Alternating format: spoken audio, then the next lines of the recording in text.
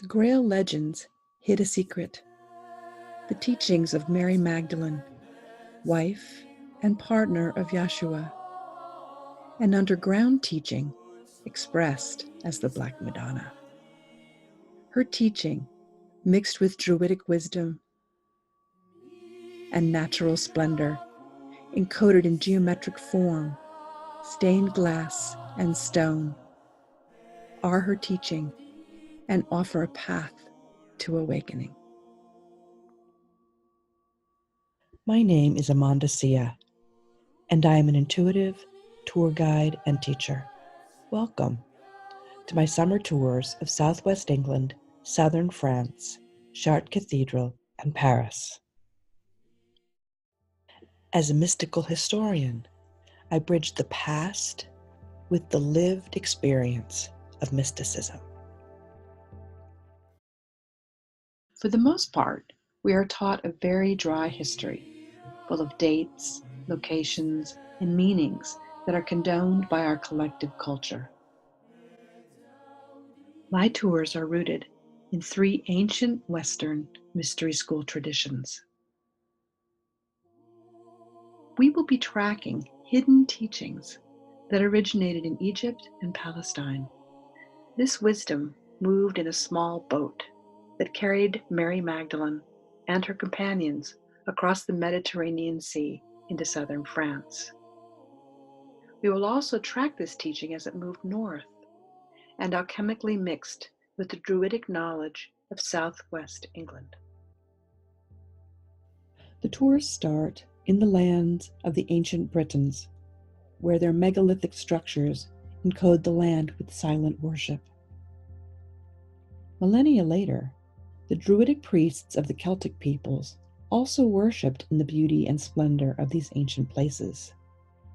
The earth-based Celtic spirituality had reverence for the natural world of stone, water, wood, and air, and for the masculine and feminine principles as exemplified by their deities, the Green Man and the Triple Goddess. At the time of the Roman Empire, the Celts of southwest England became prosperous by mining and trading the metal tin, which is necessary for the making of bronze. Our tour will visit the ruins and fortress castle of Tintagel, where centuries later the legend of King Arthur was born.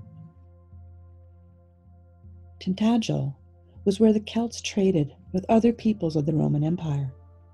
Our tour will focus on one such trader whose home port was on the far eastern shore of the Mediterranean in the land of Judea.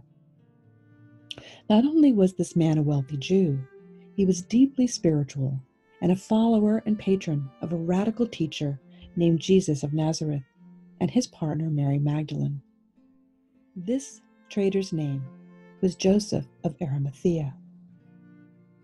Part of the legend of Joseph is that he brought Jesus with him to study with the Celtic Druidic priests near Tintagel, in the area that would later be known as Avalon. As a friend and disciple of Jesus, Joseph is mentioned in all the Gospels. As a wealthy man, Joseph provides the tomb from which Jesus resurrects after the crucifixion and is met by his partner, Mary Magdalene. The legend continues that after the crucifixion, Joseph cares for Mary Magdalene and accompanies her as she crosses the Mediterranean into southern France. It is here that she begins her apostleship, teaching the mysteries of her relationship with Jesus. After reaching France, Joseph's own apostleship takes him north into the land he is familiar with, southern England, the land of the Celts. Our tour will visit the site of the church he established, devoted to the teaching of Mary Magdalene and Jesus, the site we now know as the ruins of Glastonbury Abbey. In the 12th century, Glastonbury Abbey became deeply associated with the Grail legends, with the alleged discovery of King Arthur's tomb. The legendary search for the Holy Grail, the cup, the vessel, was code for the search for the feminine principle that was sweeping across Europe. This movement, begun 1,000 years earlier with the teachings of Mary Magdalene, had remained hidden from the patriarchal Catholic Church. This wisdom was now seeing an unprecedented revival. Her teachings of sacred union, embedded in the earth-based Druidic traditions, became a rich alchemical mix that permeates southwest England. This is the culture within which our tour begins.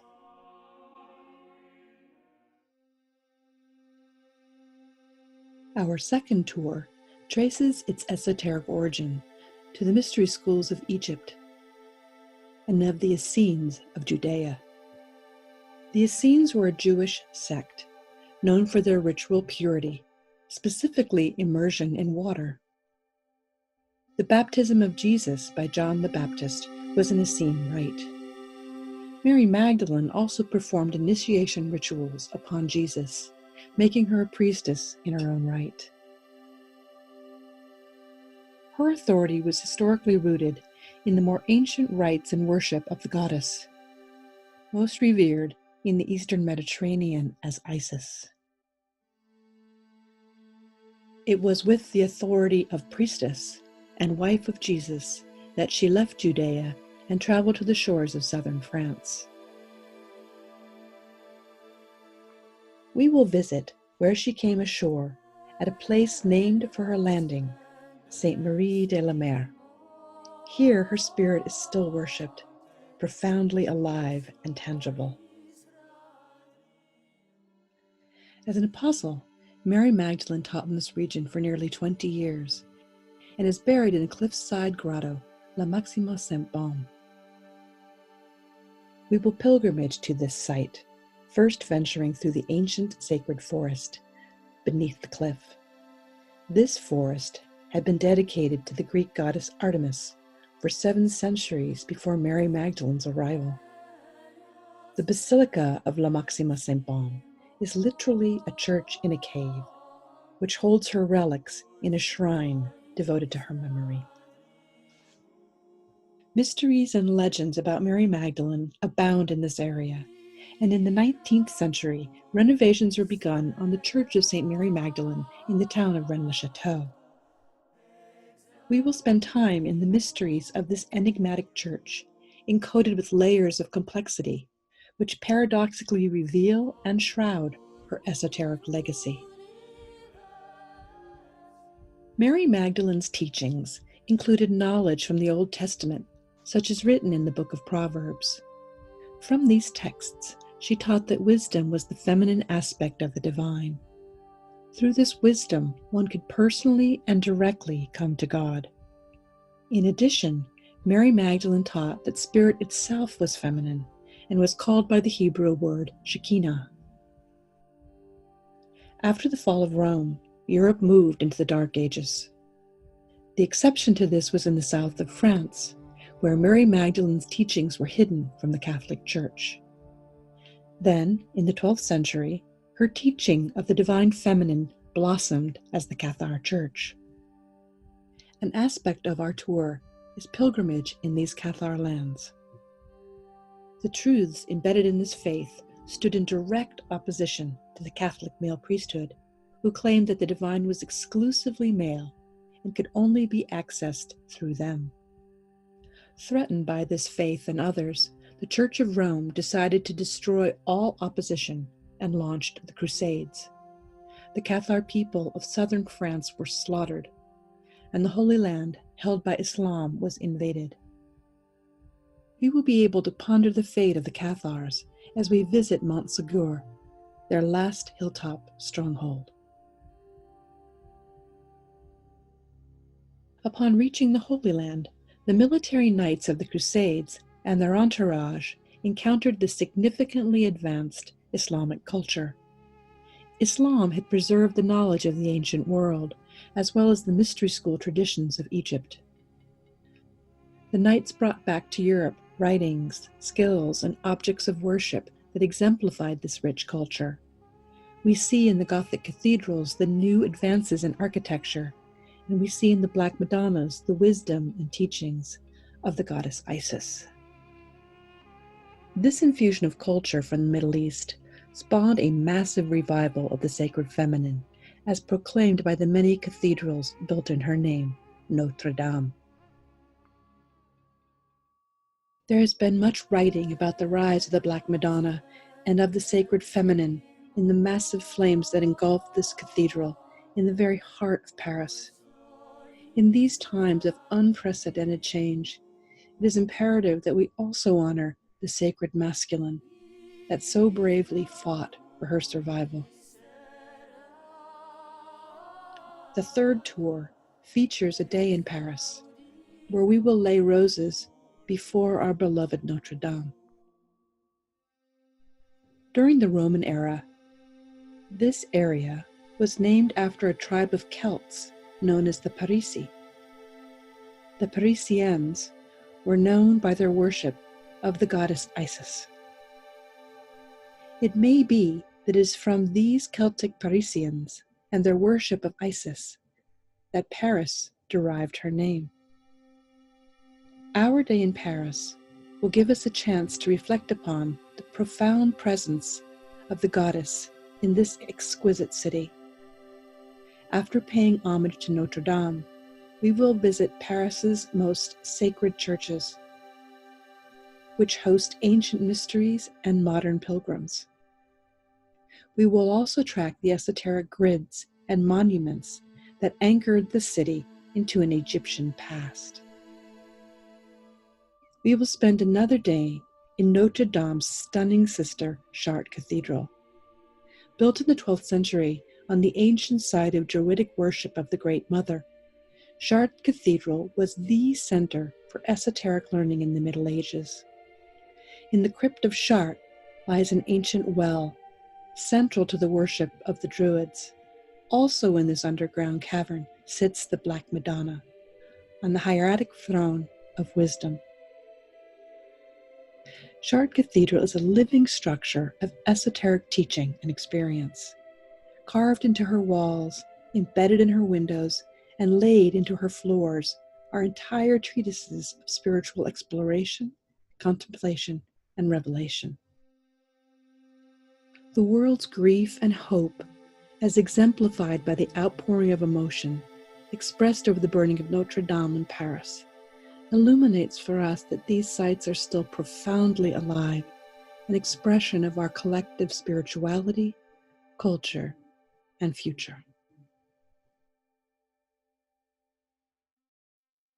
Hi, I'm Ashley Sinclair, and I'm sitting with Amanda Sia, who is a mystical historian, and she's taking tours to sacred sites to the south of England, south of France, and Paris this summer.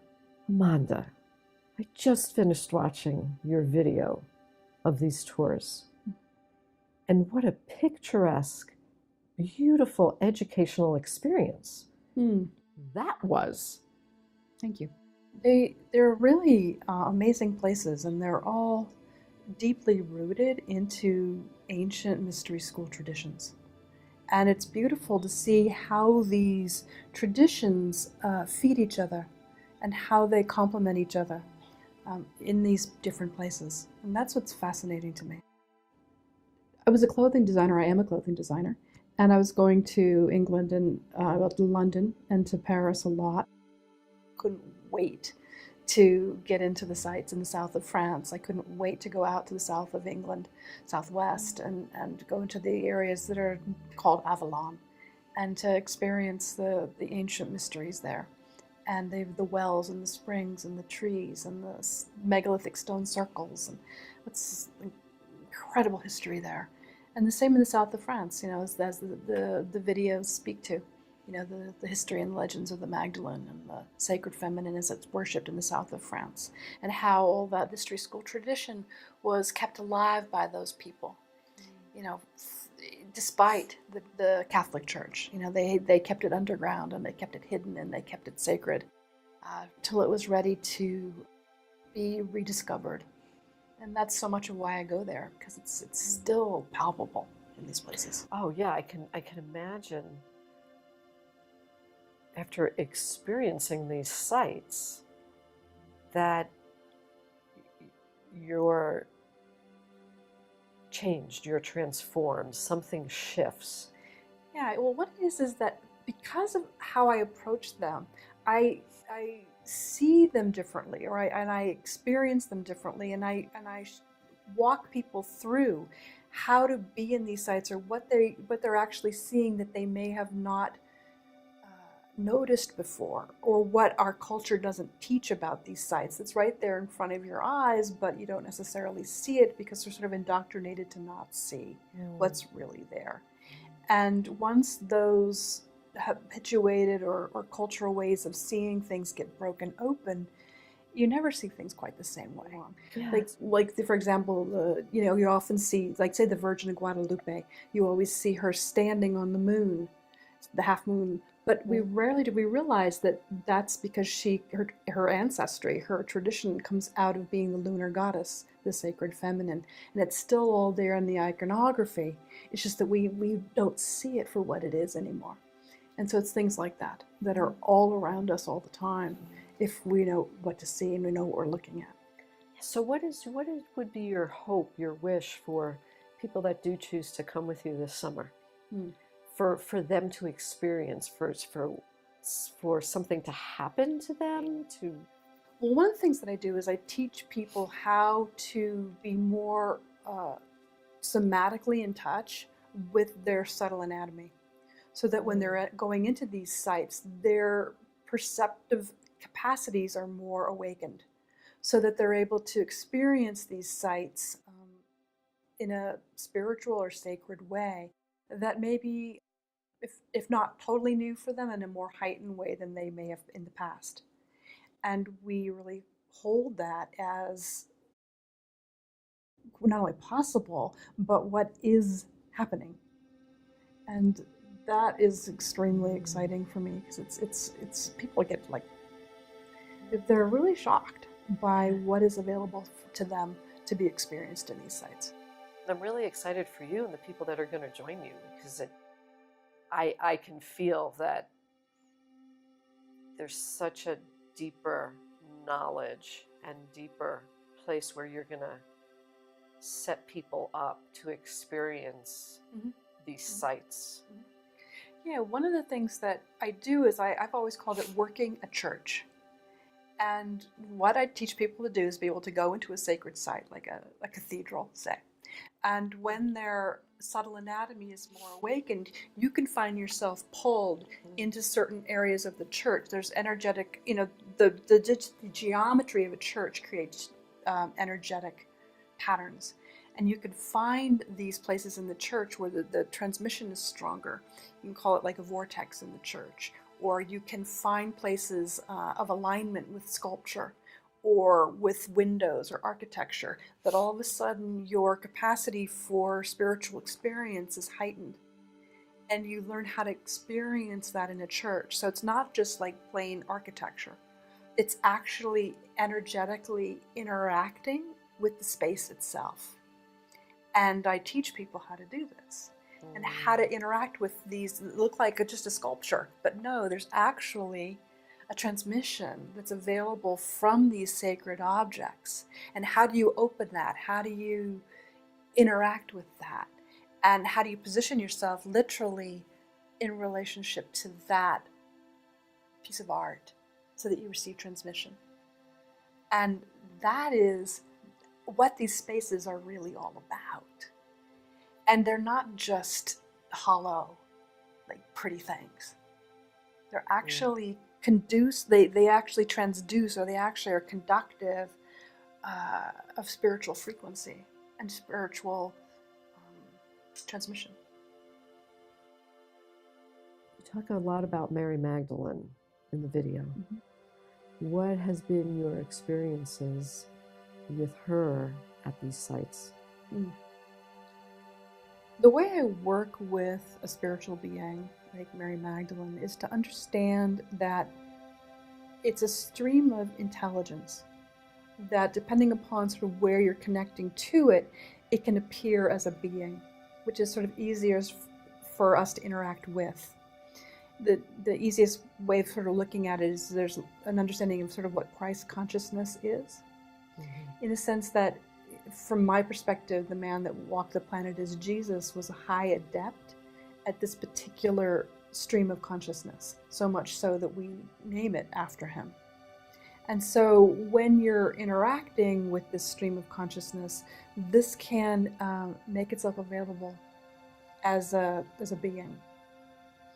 And in these sacred places where her legend has that she walked, this stream of intelligence is very available. Not only does it, you could say that legend has had her there, and I happen to believe she was, but many, many, many, many people have had experiences of this energy, of this being in these places. So there's a collective field of intelligence that is located in these places that makes this particular being very available in these particular sites.